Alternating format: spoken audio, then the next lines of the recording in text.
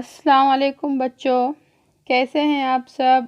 उम्मीद करती हूँ कि आप सब खैरियत से होंगे। आइए बच्चों, आज हम पौधों में फजूल मादों का इखराज इसके बारे में जानकारी हासिल करेंगे।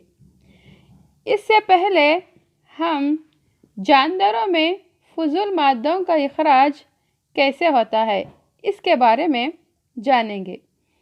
जानवरों के जिस्म में बेशुमार कारकर्दगियाँ होती रहती हैं, जैसे कि हम खाते हैं, पीते हैं।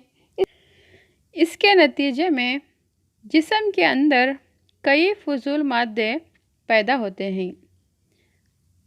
ये जिस्म के लिए गैर ज़रूरी है। इनका जिस्म से बाहर खारिज होना बहुत ज़रूरी है, वरना ये हमारे लिए बहुत नुकसानदा साबित होते हैं। जानवरों के जिस्म से गैर ज़रूरी अशिया जैसे कि कार्बन डाइऑक्साइड, पसीना, फुजला, पेशाब वगैरह खारिज होते हैं। इस मकसद के लिए इनमें मखसूस आज़ा भी होते हैं। यहाँ पर आपको एक गाय और परिंदे की तस्वीर नज़र आ रही है।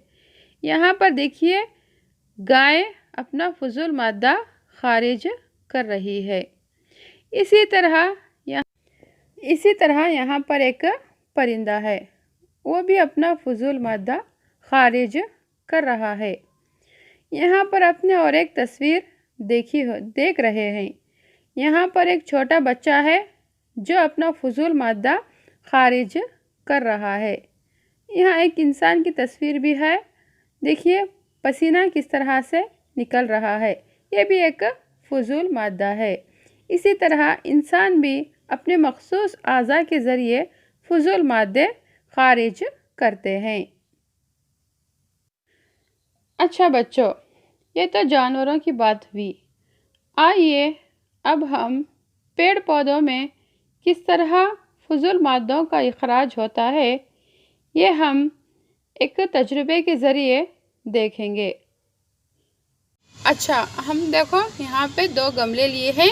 एक गमले में बिना पौधे के एक गमला है। यहाँ पर एक गमला है जिसमें एक पौधा है। अब हम इस जो पौधा है, इस गमले को हम एक पॉलीथीन पेपर की मदद से इसको बांधेंगे।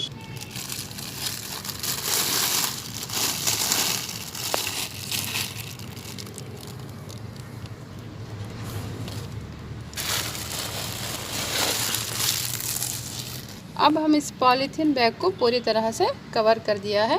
अब हम इसको एक तागे की मदद से इसको अच्छे से पूरी तरह से बांध देंगे।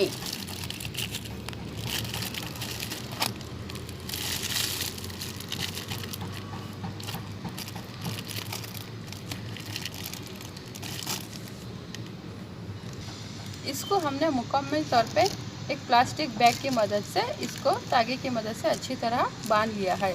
इसी तरह से हम दूसरे गमले को भी एक पॉलीथीन पेपर की मदद से अच्छी तरह से इसको भी कवर कर देंगे और एक तागे की मदद से इसको भी अच्छी तरह से बांध लेंगे।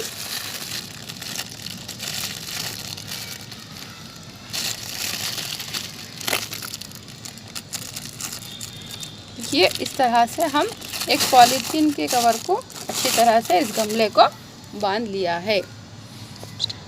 देखो बच्चों, ये पहला पॉट है जिसमें पौधा है। इसको हम एक पॉलीथीन पेपर की मदद से अच्छी तरह से इसको बांध दिया है। इसी तरह एक खाली गमले को भी हमने प्लास्टिक बैग की मदद से बांध लिया है। अब हम इसको ऐसे ही सूरज की रोशनी 1-2 घंटे तक इसको सूरज की रोशनी पड़ने के लिए ऐसे ही छोड़ देंगे। अच्छा बच्चों, देखिए, अब 2 घंटे लगता है 2 घंटे हो गए हैं। इसको 2 घंटा तक हमने सूरज की रोशनी में ऐसे ही रखा था। आइए अब देखते हैं कि 2 घंटों के बाद इसमें क्या तब्दीली आई है। देखिए बच्चों, इसमें इस पॉलीथीन बैग में पानी के खतरे आपको नज़र आ रहे होंगे। देखिए, अच्छे से देखिए, इसमें पानी के खतरे नज़र आ रहे हैं। लेकिन इस गमले को देखिए, इसमें कुछ भी नज़र नहीं आ रहा है। इसमें कोई पौधा नहीं था, इसलिए इसमें कोई पानी के ख़तरे नज़र नहीं आ रहे हैं। लेकिन इसमें जो इस पौधे में हमने पॉलीथीन बैग को कवर किया था, जो इसमें पौधा था, इस पौधे में हमको छोटे छोटे पानी के ख़तरे नज़र आ रहे हैं। ऐसा क्यों हुआ?